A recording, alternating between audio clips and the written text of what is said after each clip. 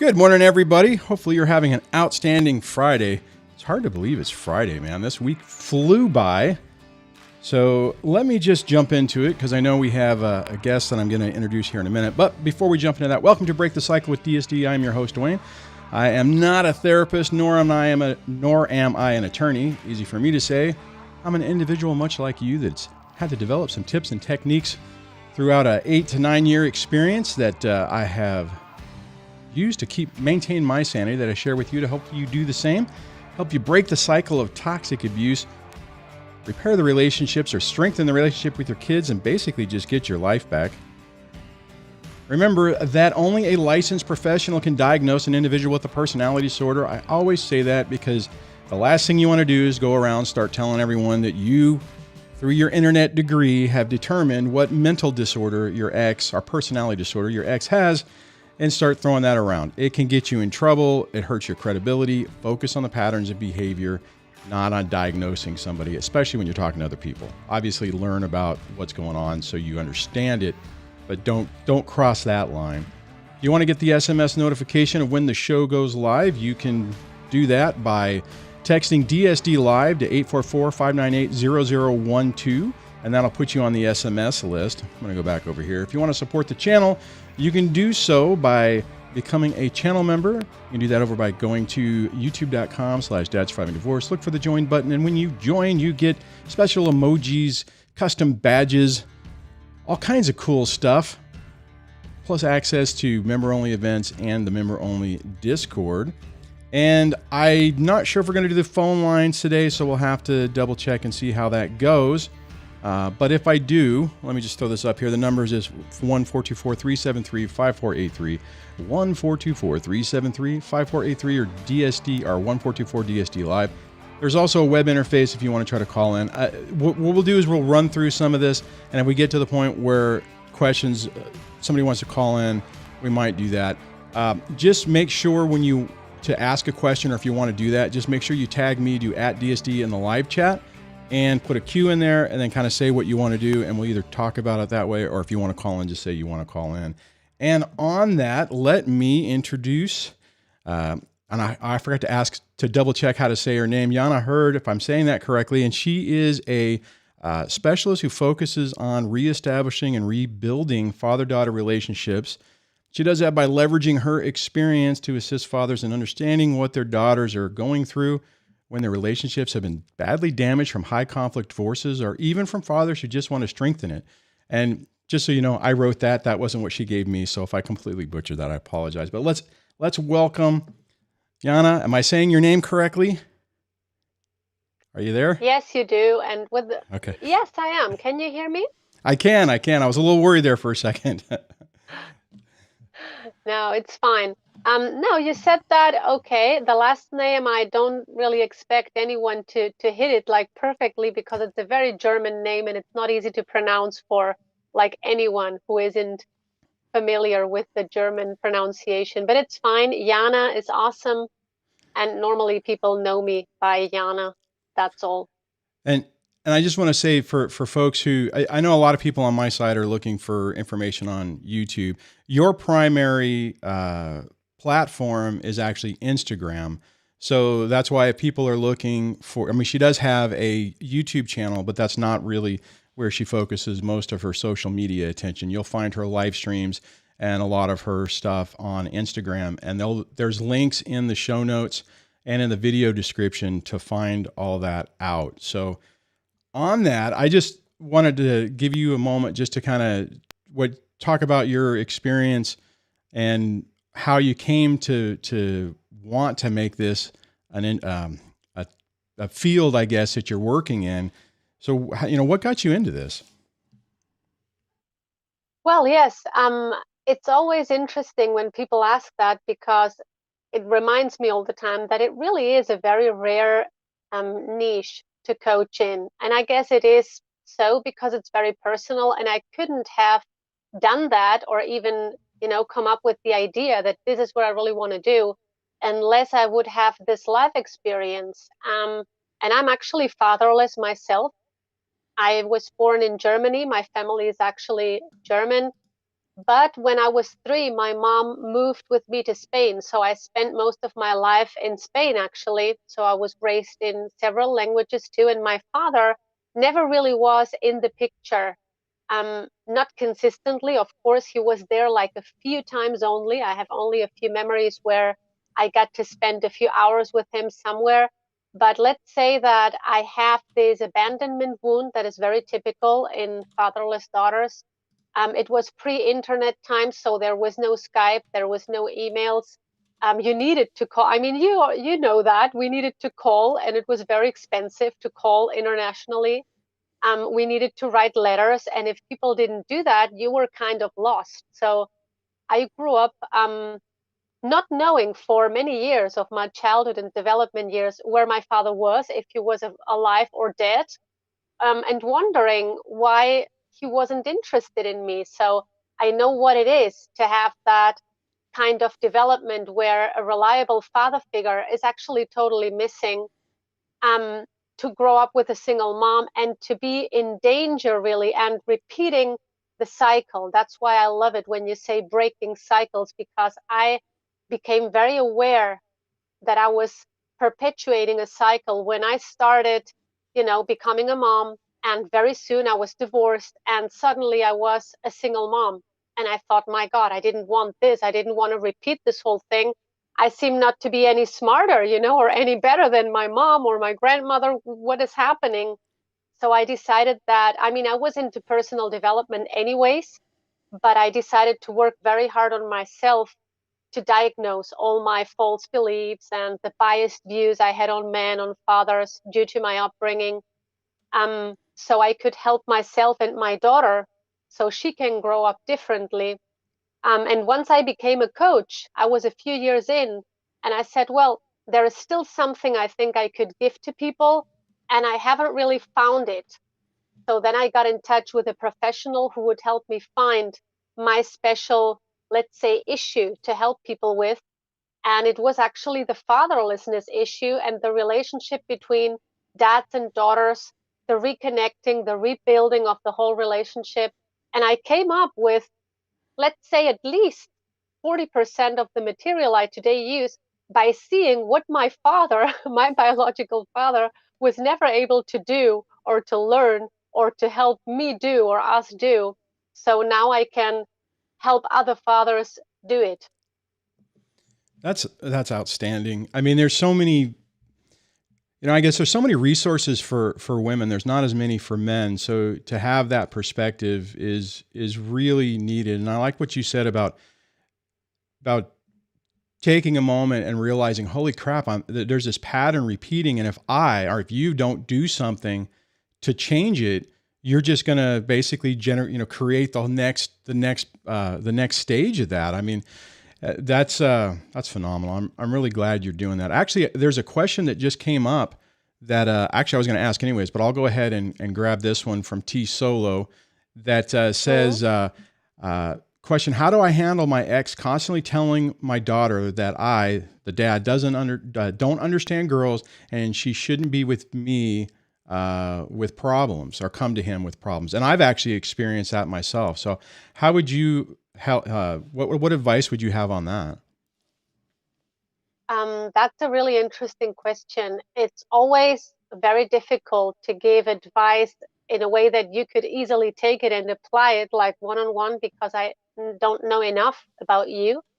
But it's of course very sad. I'm very sorry you're going through that, because it's very hurtful and it's painful to see that there are, other forces, especially the mom, doing this negative talk about the dad, which she should never do, actually, no matter if she likes you or not.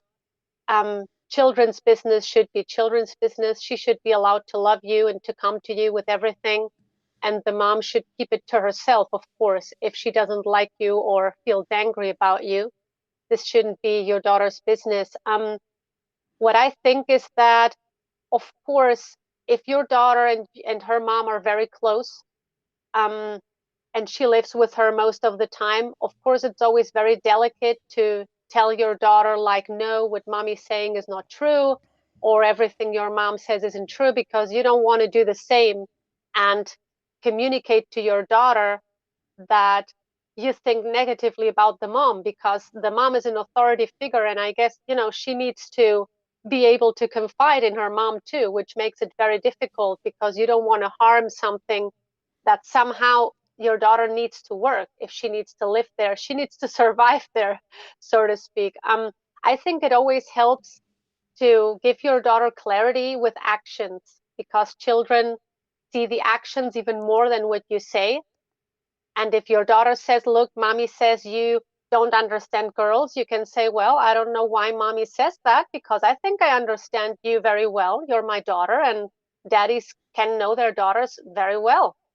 And if she says, well, but mommy says I shouldn't come to you, then I would say, well, I don't know why she says that or why she has that feeling, but you can always come to me with whatever problem you have, and you should feel comfortable with it. I'm always here to listen. So to show the positive side always, and that you're transparent, will always help your daughter. And when she gets older, children start seeing who was the parent who was always transparent and who always was well intended and it felt good, and who the other parent is who was always telling me strange things that then by the actions of my dad, I saw that wasn't true. So they follow your actions and your example. And for me, it's important to tell dads that no matter how bad the conflict, it's gonna be better for your daughter to know that you were always doing the right thing and behaving properly and not bashing the mom or doing the same. She needs to learn the good behavior from somewhere. So this is what I could tell you in my ignorance, because I don't know you enough. I haven't been talking to you. If this serves you even a bit, would be very, very happy. Yeah, the other thing I would just add on to that, because I have actually experienced kind of similar what he was talking about, and one Hmm. of the ways it happened for me was it was really weird because when my girls started playing sports, they had to get sports physicals, and initially the mom wouldn't take them, so I was taking them. But then as soon as she got involved, it was like, oh no, no, no, that's a mommy thing. You can't do that anymore. And it actually kind of hurt my feelings. I mean, I kind of took it personally at first. And realistically, and I know for people who are, for my audience, that I say this a lot, it's like you got to focus on the war, not the battle. That, in my mind, is a battle. And, you Hmm. can make a big issue out of something like that, and it's not really going to help you. I mean, so, for other issues, and I can understand because I have gone through this. It's like, well, you don't understand, the girl specific issues because you're a guy, you don't have to deal with it. I'm like, well, okay, yeah, that's true, but there's certain things you do need to tell me because there's certain things we need to have in the house and, stuff like that. So, it's just, I think take with what you said and just, I mean, you have to look at it from the long term. These aren't going to be huge victories that happen right at the beginning. It's going to be like what Jana was saying is, you develop patterns of behavior that the kids later, as they grow up, are going to realize, oh, wow, daddy was always there for me. He was always honest. Whenever I needed something, he would answer the call. He gave me the appropriate attention and stuff like that. Would you agree with that? Yes, of course. I mean, it's a long-term thing. It's a marathon. I always tell that also to dads. It's not a sprint. It's not showing like who's better today, or oh, today I won. And another piece of advice I can give, and I know it from a little girl from my, environment, actually. I know her personally. She had a mom who also was a control freak, and she also used to say a lot of things to her daughter that were not really true. And then she started asking her dad, who was my friend, why does mom lie? She was 5 and she could sense that the mother was not transparent. And she said, why does mom say things that aren't true about you and others? And he told her, he said, look, honey, some people lie or just tell half of the truth sometimes because they're scared of losing people, of losing you, of losing attention. And sometimes they even don't realize that they're lying. And that was a very good technique for the daughter, because then she said, like, well, okay, so it's sad that she needs to lie, but I see that everything is okay with you. So children can learn very fast if you speak clearly to them. And if they see that for you, it was never about arguing or about winning, it was about her and about you having the good relationship with her. And I think, yes, it's definitely a long-term thing.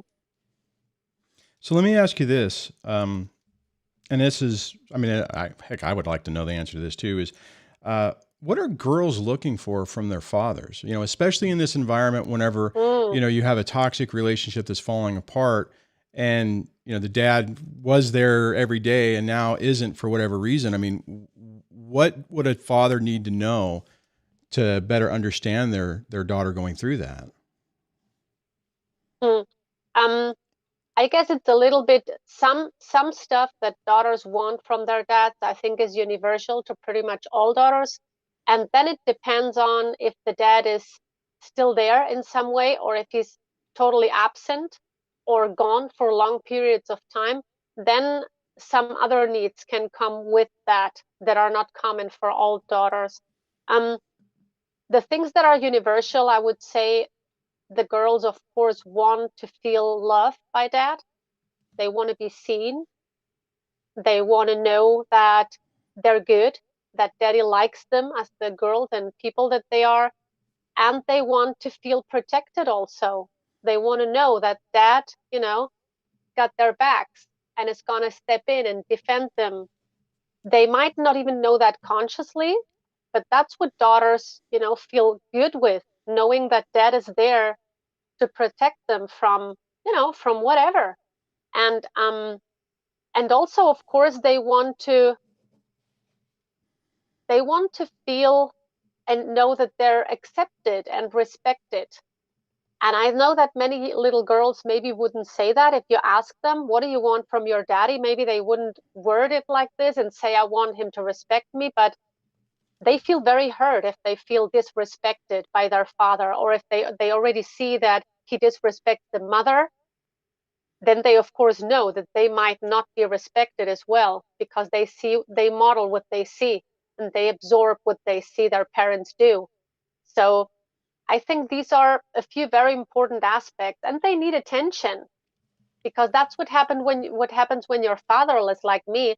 You struggle with attention, and you later on, if you didn't have attention from your father, you start doing very weird things, some things even dangerous or very risky, to get male attention because you desperately need it and you don't realize that that's what you didn't get. No, that's a great point. I mean, and you know, sometimes people think it's like, okay, well, I want to go back to what you were talking about with protected, because I think that sometimes people lose sight of that and they think that it's, you know, kind of like what that means, right? I mean, and I wanted to ask you clarification on that. So, I mean, so like even I would assume what you're trying to say is that protected in like even fighting for them in court and just showing up and showing that let me back up. What I mean is, I've seen this in the past where kids will say, well, I don't, you know, I don't want to see you this time or whatever. They're kind of like, you know, trying to mess with the visitation schedule. And sometimes the dad will just say, okay, you know what, you got other things going on. And then later they'll hear that, well, you never fought for me. You never cared. You never, you know, expressed an interest. And you can in the moment think that you're doing the right thing. And in some ways it's kind of a test, or they're kind of being pushed by the other parent. Is that kind of what you're talking about? Like in that regard too? Yes, in that regard too, of course. I mean, protection does not only mean to protect them from bullies or from a rude person on the street or from violent people or from themselves, maybe even when they're young and they can't make the right decisions. So the father can guide them so they don't make, those mistakes that can be putting them at risk. But also that, I mean, protection also means that they fight for them because they are the most important thing.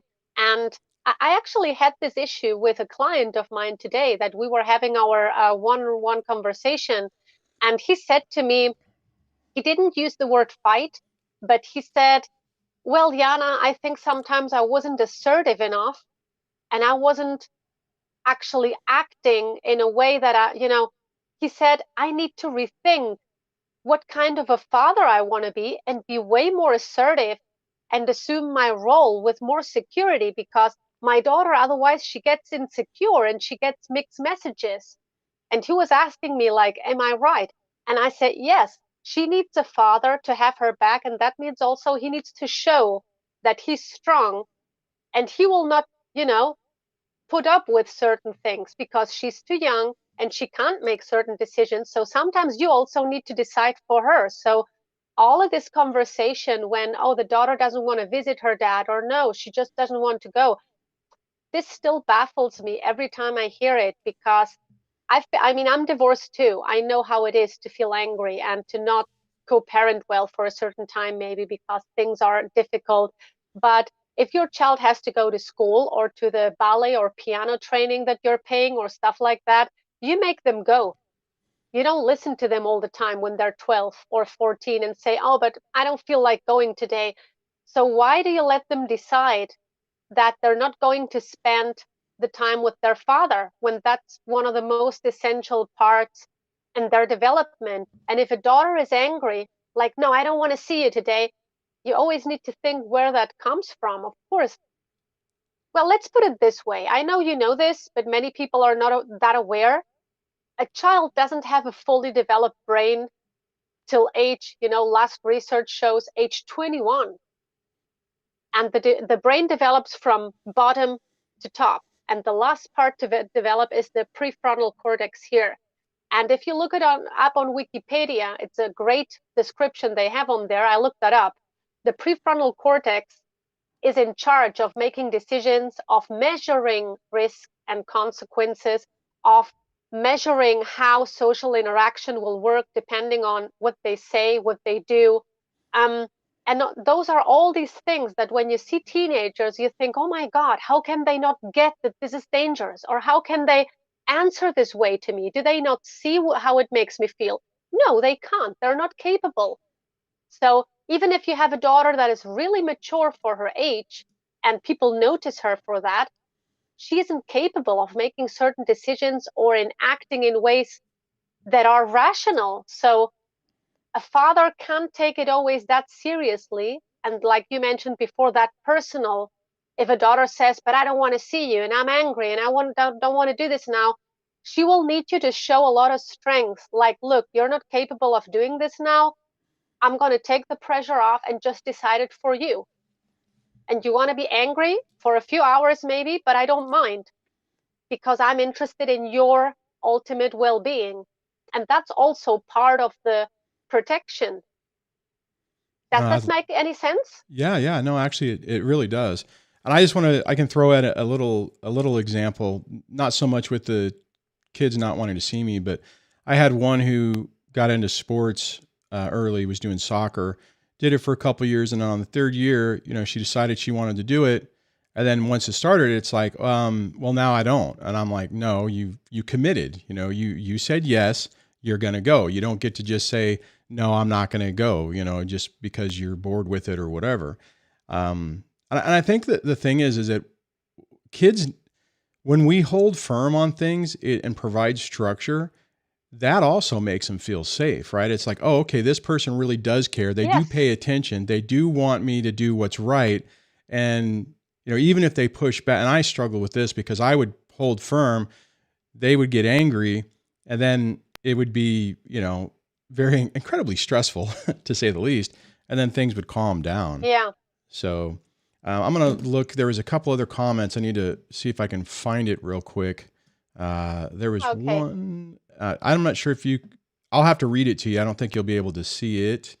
Oh, geez. Where'd it go? No, I think I don't. Oh, come on. I had it and I moved my cursor and now I'm trying to, oh, here it is. So Merge had said, Jana, are you surprised to hear that in his situation that my daughter's emotional needs are met by the dad, him, and not the mom? Why will some moms be threatened by this? And what's happening with him is he has an outstanding relationship with his daughter, who's now, if I remember correctly, either 11 or 12. And really good connection. He has a strong connection, but his ex is constantly trying to drive wedges, mess with custody and stuff like that. So have you seen that a lot where some mothers are just not able to provide those emotional needs? Yes, of course, big time. I mean, I always say every time people post stuff, people that are also a little bit on the father side, movement, because you start to see this more, luckily, that fathers stand up and talk about these things openly. And you see many mothers who have these very, I mean, I have to say disgraceful behaviors, because those are the moments where I feel a bit ashamed even for these women. Um, and I always say they have serious issues. And most of these moms really need help, because those things don't come just from nothing. And a lot of moms who feel so threatened by the dad, like having such a big connection with the daughter, they often feel jealous, because they feel that they're like not getting that connection with the daughter, and somehow it seems so easy for him, why does she prefer him over me? But that comes from an insecurity and from low self-worth oftentimes.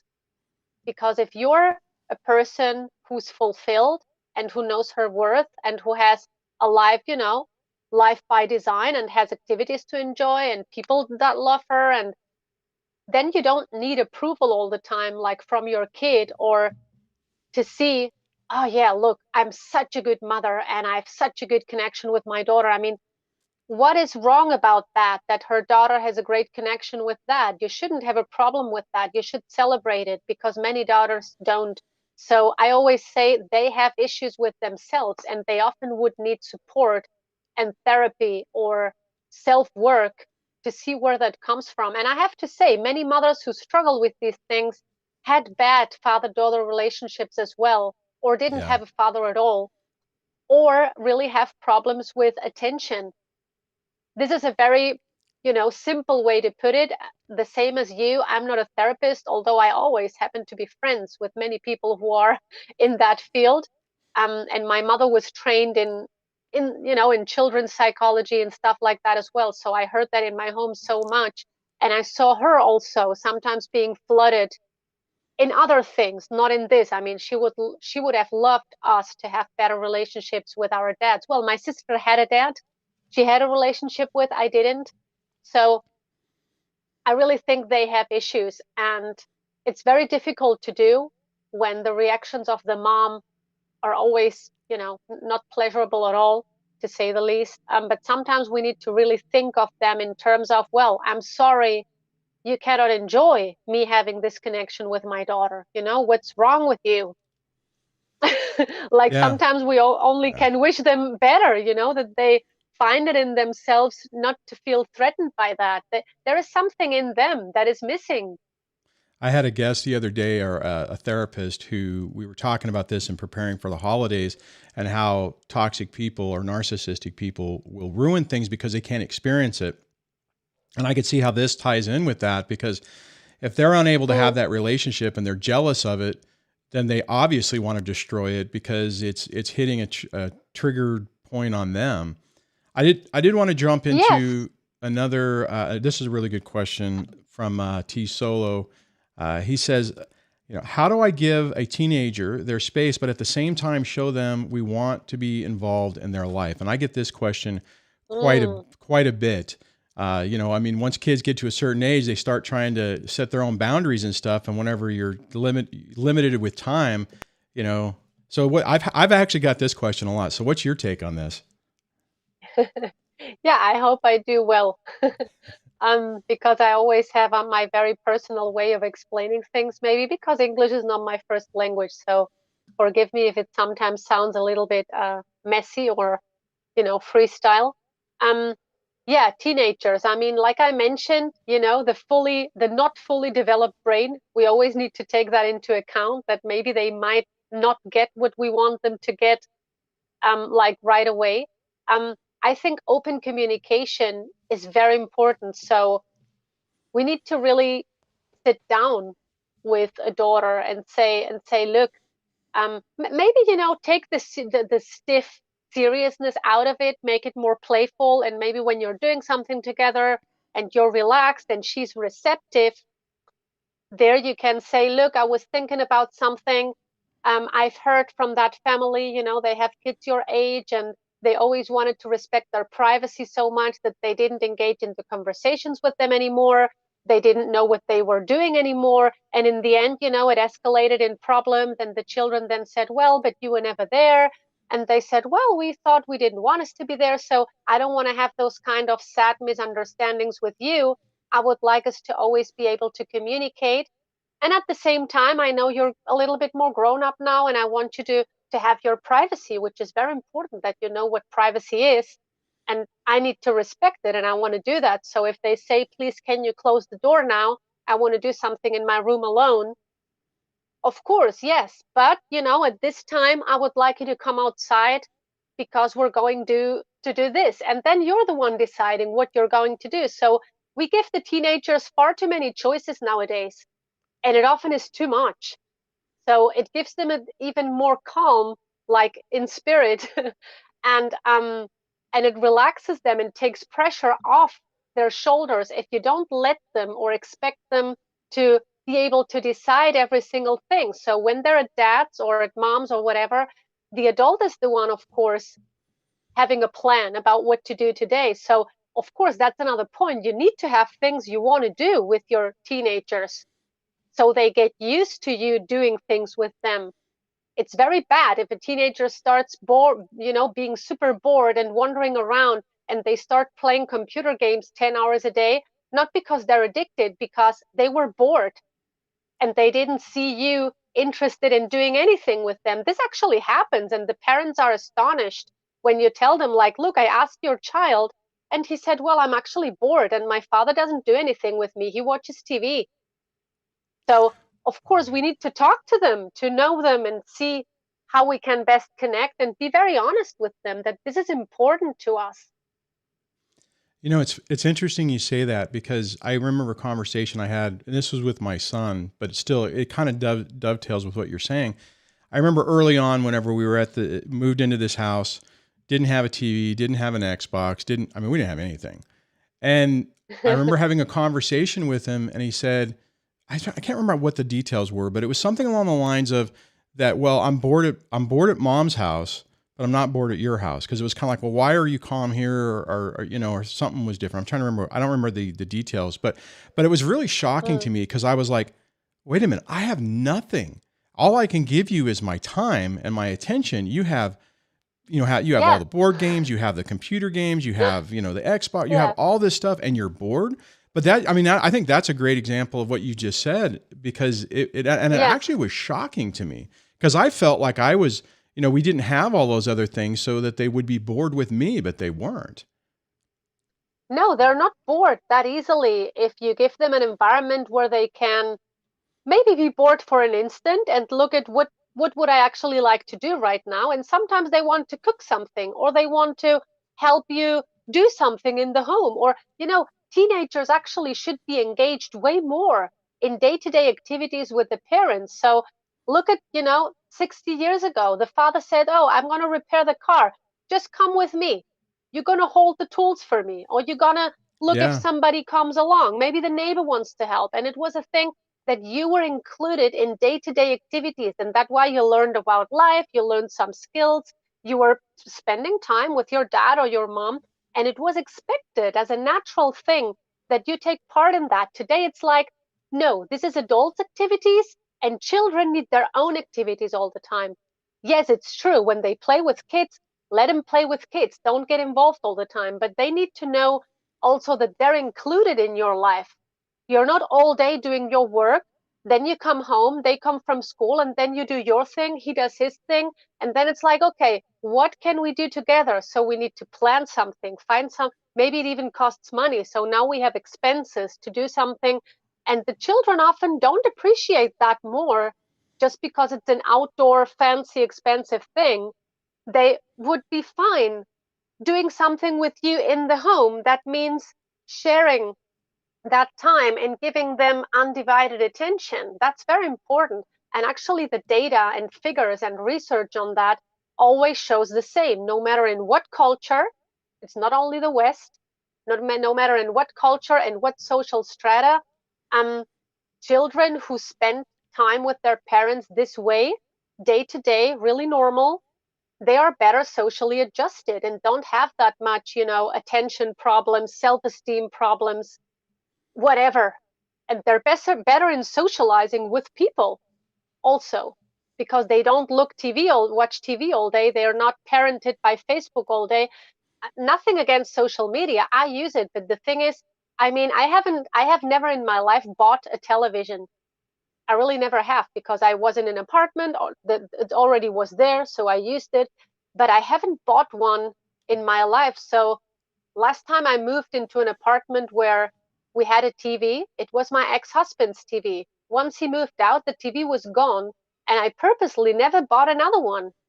And my daughter always knows how to spend her time. She likes crafts. Now she's into Fimo, and she's crafting little objects every day and painting, and they find what to do. And sometimes she comes and says, Mom, you're not doing anything with me. And then I say, yeah, it's true. Okay. So, and it even is hard for me sometimes because she's always doing some stuff. So I don't think about activities, but it's not, let's not overcomplicate it. They want you to be there without complication and to be emotionally available. That's very important. I want to, that it's one of the things you just said that I want to key in on. You reminded me earlier, when the kids were, excuse me, they were going to a therapist early in like the first few year, like the first year, maybe even the divorce wasn't done. I don't know. My youngest came up to me and said, Daddy, I want my 15 minutes. And I'm like, 15 minutes? What are you talking about? Well, the therapist said that you guys have to, mom and dad have to spend 15 minutes with, doing whatever we want. And I'm like, huh. And I thought about it. I'm like, 15 minutes isn't that long. I'm like, that's all right, not a lot, no. I mean, but the thing was, and I did it with all of them. It's like, okay, what do you want to do? All right, fine. And I would just, whenever that would come up, I would stop it. I would set a timer, and it's like, okay, for 15 minutes, if we're playing a game, I mean, especially with the youngest one, I mean, she would like, okay, I'm going to be a dog, and you're going to be a shop owner or whatever. And it's like, okay, set the timer. We would do it. And it was a structured time thing, but it worked out really well. I had forgotten about that until you mentioned that. Yeah, I was going to say that it is actually. And I would say just on that, what I think was, which is phenomenal, or which is really interesting, or what I liked about this is oftentimes when it's like, hey, do something with me. Well, do something with me can turn into 2 hours if there's not a hard break, right? But if you have it set up to where it's like, okay, we'll do this 15-minute thing, you do, or 10-minute or whatever, whatever you can do. And I mean, it's a start stop. It's like, okay, I'll take a break from what I'm working on or doing work or whatever, and we'll do this. And anyways, I thought of that. The one other thing I just wanted to dovetail on with that as well is what I try to do with my kids is like find things that they wanted to do. Like some of the people who are on my channel know I've been doing this camping thing with my youngest. And when that idea came up, I mean, obviously it was something I was even like, hey, I want to do this by myself too. But I had actually asked my youngest, I'm like, hey, are you interested in camping? And it's like, oh yeah. And it's like, are you, and I was kind of like, seriously? And it's she sends me TikToks now of camping type stuff. It's like, I know that she's like, hey, don't forget about the camping thing. So I think it's important to find something that you both are either that they're interested in and you can tolerate, or that you're both interested. Yes. And you don't necessarily want it to be just like, well, hey, I'm going to do this and you can come along and you can conform, but just because then that actually shows that you're actually interested in what they're interested in, or are developing their interests as well, right? Yes, and another thing I can recommend to every parent out there who says, I have teenagers and I want them to know that I'm there, and at the same time, let them grow up and not be, into everything they do. You need to have meals with your children sitting on a table once a day, because if you don't do that, you lose all that time for communication, for what have I done today? Look, this child has said this to me, or I'm not happy with this teacher, or I'm not feeling that good lately. And there was even a bunch of very serious studies that revealed that children who do have meals with their parents at home, eating calmly, paying attention to the food and to the people, they had better wording and conversation than other kids that eat alone or in front of the TV. I'm sorry. Oh, I'm sorry. So, Yeah, no. not even that. I mean, they were communicating really, really well with the parents, and it was a ritual for them that they can be, half an hour, even an hour, if you like in some European countries, do 2 courses and dessert and drink something and make a few jokes. And consider that. The last research in the UK was like the average time parents spent with their kids at home, quality time was 45 minutes a day. And that's like nothing for Wow. small children. And that's already one activity you can do where your kids know, like, oh, now it's the eating time, and they know they can talk to you. That's awesome. That's funny. And I actually, you mentioned that. That's something that we've, now that the kids are older, I mean, my youngest is 15, but that's what we always did. I mean, it was like dinner time. We'd do it at the table. TV was off. I mean, and I just kind of thought that was normal. I didn't realize a lot of people don't do that. That's No, and crazy. it's really sad. And yeah, and I know that especially in the UK and also in America, I know because I mean, people always know, oh, she's European, what does she know? But I mean, I love doing research, I love talking to people, and you even see it sometimes if you watch an American show. You see far more people in American sitcoms or shows saying, oh, kids, the dinner is here, you can come and grab a plate and go. Yeah. In most European countries, that's not really common, and families who do that are, you normally say, oh my God, they don't even sit down with the kids, or the mother doesn't even cook anything, or the father, we still sometimes, yeah, if somebody wants to come along now and say, well, women are not always expected to cook. No, I mean, my boyfriend is a professional chef. He's way better than I am at making food. But I think if you're with your kid alone at home, like I was, you have to be able to make some food for your kids and sit down and eat it. And if you're never doing that, you should check on your priorities, I think. And it helps a lot. It's a big Yeah. exercise to say, what 3 or 4 priorities do I really have? And do they benefit my kids and me or not? And which things could I start doing differently? And which things or habits should I really stop because they're not helping? And with teenagers especially, to pass review every now and then, like, because children are changing so fast, isn't it, at that age? So Oh yeah. you can like review every 2 weeks, like, oh, come on, now she's doing this, and 2 weeks before she wasn't, and maybe this is not important to her anymore. And that's also something daughters get quite angry or offended when they see the fathers or mothers do not know much about them. Like, Mm. oh, you think I still like this? I don't like this anymore. You never talk to me. And kids really interpret it that way. They need the actions more than the words. I mean, you know that as a dad, Yeah. they look at what you do, they understand far better than you think. But at the same time, we cannot let them make all decisions because that's why they're kids. They need us to do it. So that's very important for the dads. Not only in my opinion, I mean, it doesn't work well if they don't fully step in and say, look, I can't be the popular, cool dad all the time who does what you want or pleases you. Sometimes I need to take this hour that is going to be stressful because you don't like me because I said, no, we're going to do this now. That rolls right You, into another question that I had that someone had, and I'll pull it up, and it says, how do you put a plan in place or make a firm decision when the kids don't want to do it and not come across like a narc yourself, or basically the bad parent? I mean, so what are some techniques to set in those firm decisions with your child?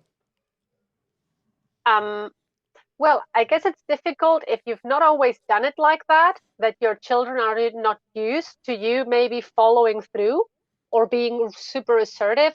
Then of course it's a problem because then you have already a habit there that is not working in your favor, and you need to like re-educate them on that and say, look, I know that till today I have allowed certain things, but it's not good, and I actually have a few new rules now and things I'm going to do this way.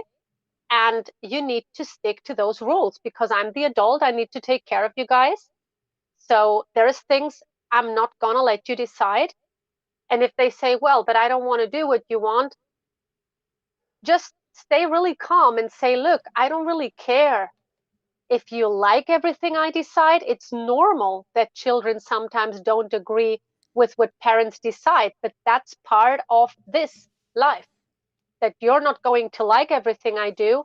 But you know what? I'd rather tell you, yes, we're going to do this now, than to be the nice parent all the time saying yes to everything.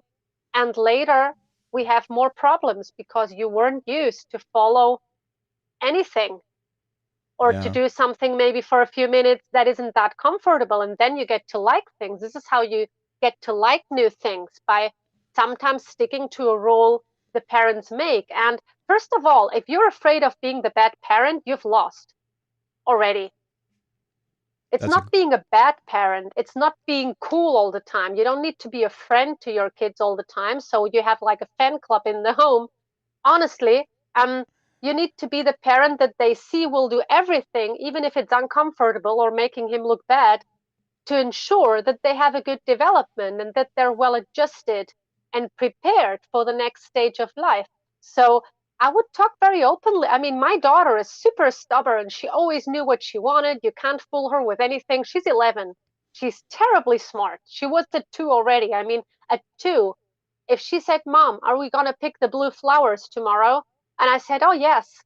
And next day she would ask me, "You said we were going to pick the blue flowers." And I said, "Oh, well, but there aren't any blue ones. We can pick the red ones." "No, I want the blue ones." I mean, you couldn't make her go anywhere. It was very difficult, but still there. Pressure doesn't work. I agree. So what I do now sometimes is tell her, like, "Look, do you agree that if you always say no to what I say, later when you ask me to do certain things you want, I can say no too. So we both do the same. How does this work for you?" And then Yeah, she says, basically. "Well, yeah." Yeah, teach him to compromise. And I just wanted to hit on a point that you made. You said a lot through that, is the follow through. It's so important to be consistent and follow through with what you're going to say, Yeah. which also means be really, I mean, one, when you have a punishment or whenever there's a consequence, you have to follow through with it. If you say, Yeah. hey, you need to go to bed or else, there better be an or else, because if you train the kid that you never follow through with anything, it will blow up in your You're a face. joke. Yeah. And then the Yeah. second part is if you say you're going to do something, I mean, obvious, I know life interferes with things, but don't overcommit. It's like at work when you say, undercommit and overperform or whatever. It's like, make sure that the expectation is low and overcommit or overperform for the thing. Okay, that wasn't. What I'm trying to say is, if you say you're going to be someplace, be there. If you say I'm going to be at your game, Yes. be at the game. If you say you're going to be at this school function, I get sometimes you can't, and every once in a while there's an excuse, but you need that to be the anomaly, not that 9 times out of 10 you don't show up, so they're always sitting there looking at the door wondering if you're going to be there. So yeah. Well, yeah, that's very important. And with this, I can actually come back just now to the thing that I mostly am involved with when it comes to fathers that don't live with their daughters, especially, or they see that still see them after a separation or divorce, but they don't see them that often. The relationship is suffering, or they have been away even for years, but don't do very well at maintaining that relationship. It's so important in those cases, especially, actually the same than if you live with them, but I know it from myself and other daughters where the fathers are not there, and they promise them, "I'm going to call you this day," or "We're going to go for a walk and an ice cream this day." If you let a child waiting for hours on the phone for you to call, and you don't, that's very bad. That leaves a scar. It's like a cup that they have, and every time you don't put that attention and love in, and it stays half empty, later on they try to fill that cup with something else that isn't healthy, probably because you didn't fill that cup correctly. And one of the, let's say, little balls or hearts or bubbles that is going to fill that virtual cup or emotional cup is actually that the attention, the commitment, that you do what you say, because that shows them love, and that you care, and that you respect their wishes and the things you talk about. And when people tell me always that, like, "Oh, I don't know what my daughter wants. I do everything she wants to do." She doesn't respect you more because you do everything she wants. She Yeah. needs you to be an authority figure that shows love also through his actions. She doesn't need a dog who she can train to do whatever she wants. Seriously, I mean, I know it sounds ugly, but many daughters don't respect their fathers in their teenage years because they see he doesn't follow through. He takes the easy way. He does keep me happy. He thinks with something different, so he doesn't need to do certain things. And yeah, and that shows her, or she thinks at least, he doesn't care that much. Otherwise, he would put more of his effort in it. And we need to understand this. The children do not judge things the way we do. They often have a different way of perceiving them. And there is a nice example. When I was 9, I had a classmate who was very conflictive. I mean, the guy was super hyperactive and was always running around, never did what we told him. I mean, it was a challenge, challenging child for the teachers, but a very bright boy, actually. And I know his parents had more children and little resources, and he was a lot on the street playing and doing his own thing. And I remember telling my mom, this boy, Chavi, I think his parents don't like him very much because he's allowed to do everything all the time that he wants. That's just when you said that, I was just thinking about how sad that is. I mean, but that makes sense, right? Yes. I mean, and I can see how kids could start lashing out because it's like, pay attention to me. Okay, if I start doing bad things, will you pay attention to me now? I mean, if the kids, yeah, I mean, that's a really great point. It's weird how how you can see the manifestation of this in that, and that was very astute that you saw that. Hey, I wanted to ask you another question because oftentimes, fathers have limited time with their kids, right? I mean, either it could be as little as even just a couple of hours every couple of weeks that you get to spend with them, or maybe it's, if it's standard visitation where you only get a weekend or a couple of weekends a month. Would you recommend to maximize that time to help you build a strong relationship when you don't have that constant reoccurring, daily interaction? I mean, what's your advice on that? Consistency. A lot of consistency. It can be really simple, and consistency. I mean, I even had in my family, I have a half sister who is 7 years younger than me, so I could see everything and remember everything actually that happened since she was born. And her dad also didn't really commit to my mom, didn't stay, didn't pay child support, didn't really, take responsibility. But the guy managed to have a really good relationship with his daughter on a more than like 2,000-kilometer distance. I don't know how much that is in miles for you guys, but pre-low cost flights in Europe, you needed to drive 24 hours to get there with the car. So, yeah, 24 hours at least if you wanted to spend the night somewhere in between. But he did call her every Sunday. I remember her. He spent that money, international calls in the 90s, to call half an hour her daughter every Sunday. The guy was such a pain in the ass for everyone else, but for her daughter, he made all the effort, and he succeeded. He came to visit her like once a year, took her for a week out every day on vacation. I mean, we lived in a place in Spain where you could go and where people came to holidays. So it was a beautiful place. She could just come and pick her up and go to the beach or whatever. Um, when she was a bit older, he took her with him whenever she could have a week that he could take her. He would send her gifts, nothing too expensive, nothing too fancy, normal gifts, attention, a little letter, pictures, in packages he would send per mail.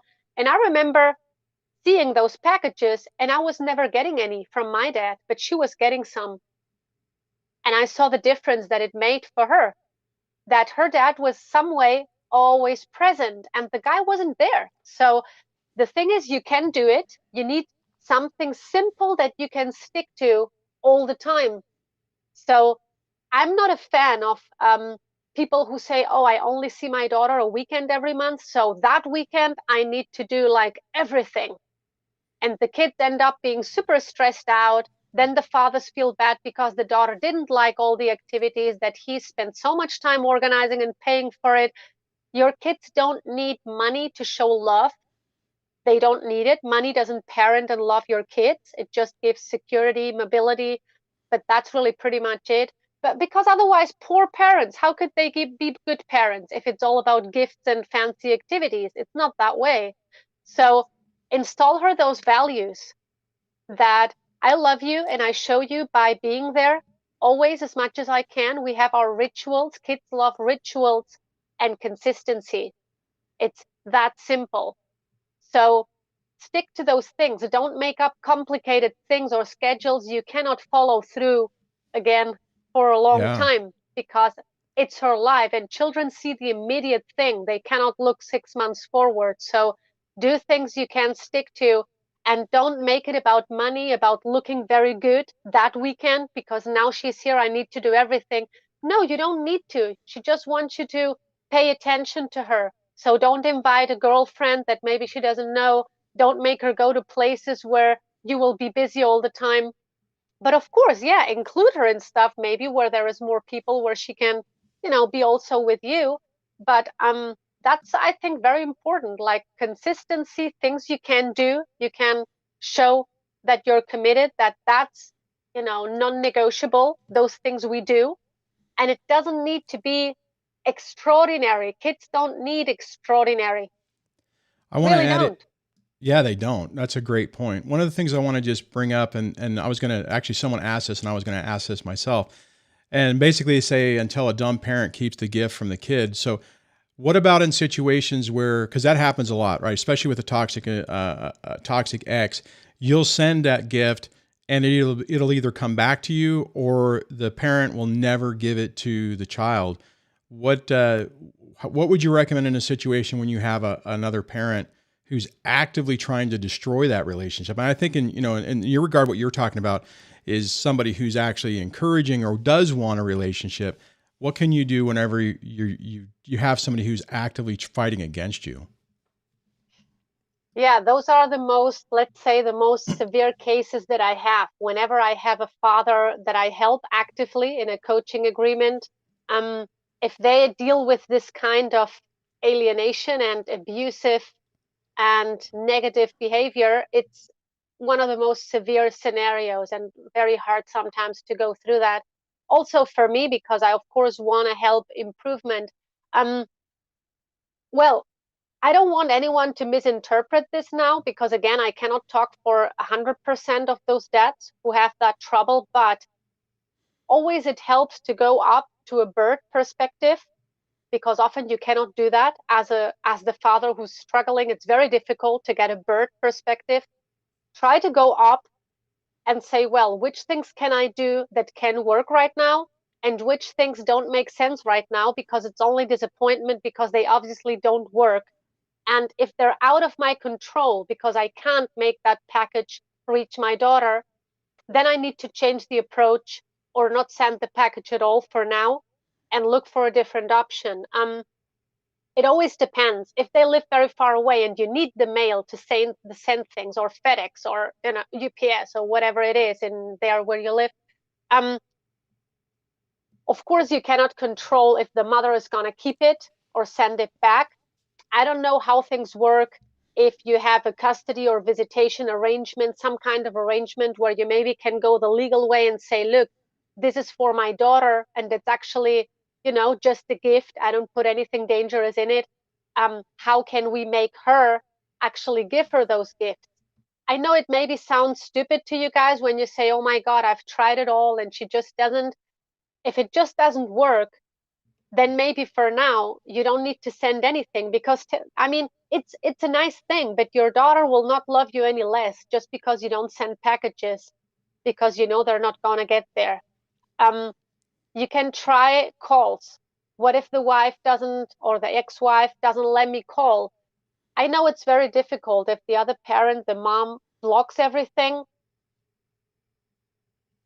I don't want to give very specific advice here because it would be too risky, I guess, because I don't know the specific circumstances. Often to make those dynamics turn or to change it, there is some work to be done on yourself first. Not that you're to blame or that you're the one that something is wrong with you, no. But if the dynamic is so sick, it often can't be healed where it was created. I No, don't know if this makes sense. no, This is it really does. going quite deep. Yeah. I think that the main thing you're saying, that it was taken away from what you're saying is that, okay, try to take a more objective look at it, try different things to see if something else works. And if you're thwarted at every means, try different things, and maybe going back to court and saying, hey, look, this is a problem. to try to do it. But I know you're right. I mean, it's like you got to take more of an objective view and not so focus on the moment or the battle of the day, and realize what can you actually accomplish. I think that's what you were saying. Yes, So and I know I can't go really into specifics because it yeah, would be too brave maybe for a father who says, well, but she doesn't know half of it. I've tried all that, it doesn't work, or she doesn't know. But the thing also is, I've had a dad who actually went through the school to his daughter's school and said, look, were separated with her mom. oh, nice idea. Separations can be very rocky. And I'm very interested in knowing about my daughter's well-being, not on the academics really, because I know she will manage, but I'm very interested in knowing how she is, because there is something called parental alienation that is common for Yeah, some psychologists and specialists, but it's not that popular. And there is this movie, Erasing Family, that we discussed, and he gave it to the teacher and he said, would you watch this with teachers who are interested? So maybe if there's children going through this, how you can help them better. And there is, by the way, this letter that I need my daughter to get, and they're not getting to her. And I want her to learn that letters are personal, that it's even illegal, to take somebody else's letters and open them if they're not directed to you. And it's very important information. I need my daughter to have it. Can you please make sure she gets it and opens it without interference? Would you do that for her? Because it's not for me, it's for her. And if that's they say, awesome. well, but I don't want to interfere, you can say, well, I'm the father. Maybe I don't have, of course, if you don't have any custody or you have a restraining order, I understand the teachers when they say, Right, look, right. I cannot do anything here. But you can tell them, like, look, what would you do if it was your kid? Is there something you could do without interfering or without getting in the way as a teacher? Yeah, And he actually found a teacher that was willing to watch the documentary Erasing Family, and they were astonished because they didn't know, and they started to say, well, now we understand better, why some dads are not taking part in the activities, and they seem like gone, but then we see them again, and the children are a bit disturbed when they appear. You can do it in a constructive way, like just asking for some collaboration in the favor of your child. I mean, that means talking about it more, not yeah, hiding it from the people. That's a very important point, because it's not yeah. your shame if the child is alienated, it's the other side's shame. And you shouldn't be ashamed. You can talk about it openly without attacking the other party. And then if something happens, they're going to say, well, but this gentleman came here very interested in his daughter's well-being, nothing negative. So I don't on know if this that, helps. no, it does, it does. And just so everyone knows, since we started late, we ran this a little bit late, but we're pretty much at a hard break, so we're going to have to go. So Jana, thank you so much for hanging out with us. I will leave links for all your stuff in the show notes, so please check her stuff out. Remember, primarily go to Instagram to see the more interactive content. And thank you so much Thank for hanging you. out with us today. I appreciate it. So on Thank you. that, I'm very happy that you guys that you actually invited me to do this. oh, it's Thank you so much for having me, guys. Thank you for the questions. I love the interaction. Thank you. So on that, guys, thank you so much for hanging out with us today. I appreciate it. I also want to thank the channel members who help keep the phone lines and everything going. Just this might be one of those other shows to come back and listen to again, and we might have to have Jana on again. I saw a couple of people ask that. So on that, have a great rest of your day, and we'll see you on Monday.